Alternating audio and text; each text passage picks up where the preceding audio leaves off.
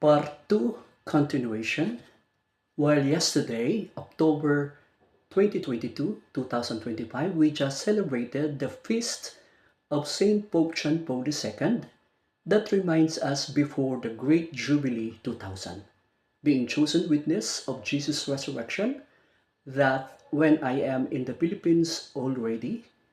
I did a sacred confession year 1995 to retired emeritus former Archbishop of Manila, His Eminence Gaudencio Cardinal Rosales Didi,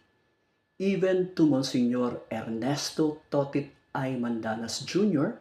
as our former parish priest at Balayan, Batangas at that time.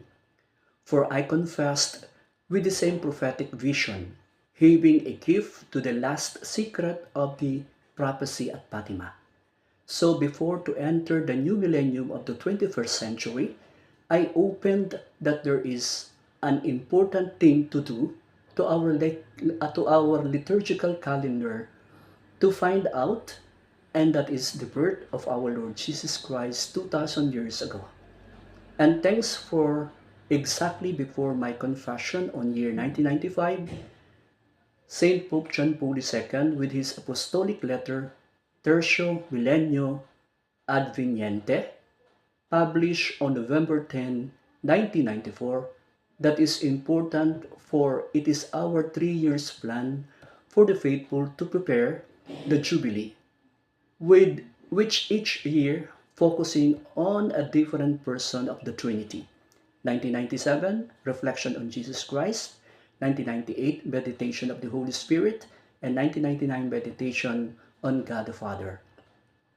But when EDSA DOS of 2001, after the Great Jubilee, again happened in the Philippines, I remembered Mary's of her reminder for us, especially to my brother bishops of the Catholic Bishops' Conference of the Philippines, of their joint pastoral letter on September 12, 1953, before the EDSA People Power Revolution of 1986 happened.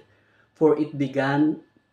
this People Power Revolution, not originally in the Philippines, but it comes to other countries before it happened in the Philippines, which reminds our CBCP at that time to build nation through elections. So Sacred Confession started to meet former Archbishop of Manila, which they consider themselves heroes of EDSA, as far as my brother bishop, our His Eminence Jaime Cardinal Sindidi, is concerned, to my second confession on him or to him, year 2002.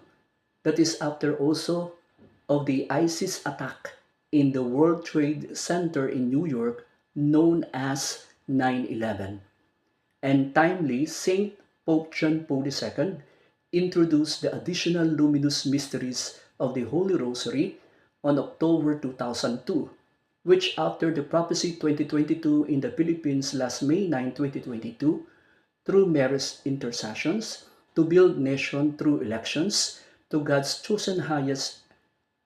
legitimate leader,